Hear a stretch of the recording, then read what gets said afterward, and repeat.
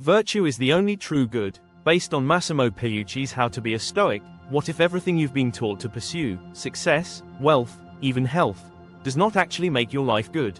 That claim sounds extreme. It runs directly against modern assumptions about achievement, happiness, and fulfillment. And yet, it sits at the very center of Stoic philosophy. In this lecture, we will examine one of the most radical and defining Stoic ideas, that virtue is the only true good. To understand this claim, we need to carefully unpack what the Stoics meant by good, why they rejected external measures of success, and how this framework transforms the way we evaluate our lives. Massimo Pigliucci, in How to Be a Stoic, emphasizes that this is not a rhetorical flourish, it is a structural commitment. Without understanding it, Stoicism becomes indistinguishable from generic self-improvement advice.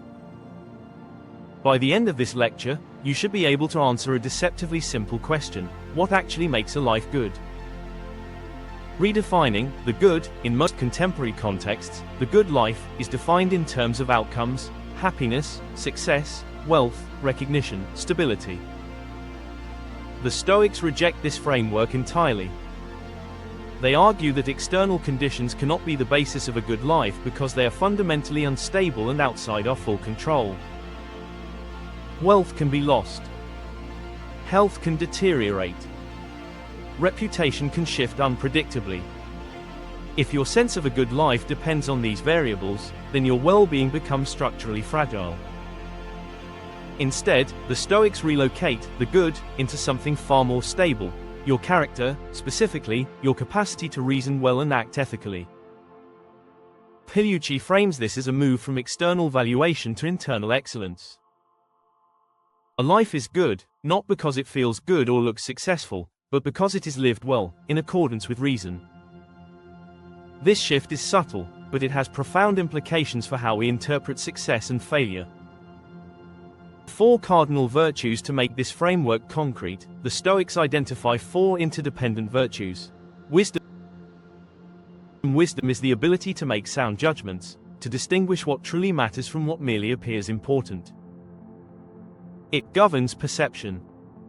Without wisdom, we misidentify externals as goods and become emotionally entangled in things we cannot control. Justice. Justice concerns how we relate to others. It includes fairness, honesty, and a recognition of our role as social beings. For the Stoics, ethics is not individualistic. A good life necessarily involves contributing to the well-being of others.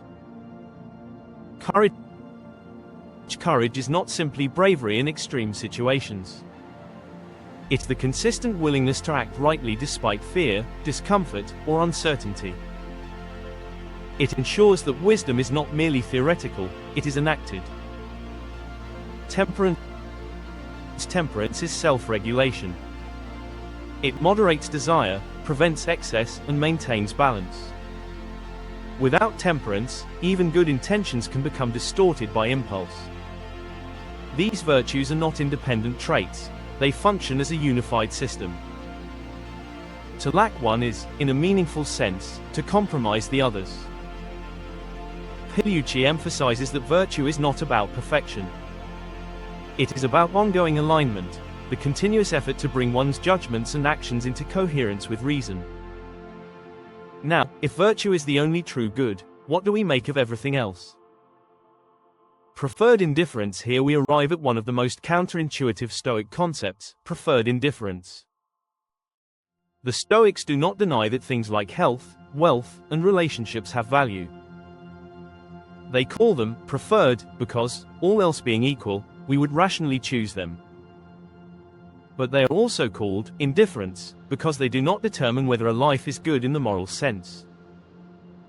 This distinction allows the Stoic to pursue external goals without becoming dependent on them. You can prefer success without needing it for your sense of worth. You can value health without equating illness with failure. You can seek recognition without grounding your identity in it. Pigliucci highlights the psychological power of this framework. It creates engagement without attachment. You act fully, but you are not defined by outcomes. A direct challenge to modern values, this Stoic position stands in sharp contrast to modern cultural assumptions.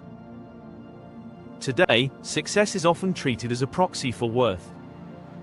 Achievement becomes moralized. Failure becomes stigmatized. From a Stoic perspective, this is a categorical error. Success and failure, as commonly defined, are externals. They are outcomes influenced by countless variables beyond your control. The only meaningful question is this: did you act with wisdom, justice, courage, and temperance? If the answer is yes, then, within the Stoic framework, you have succeeded, regardless of the outcome.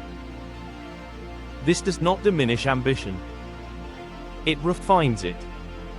You are no longer striving to control results. You are striving to perfect your agency. Practical implications. What does this look like in practice? It means evaluating your day not by what happened, but by how you responded.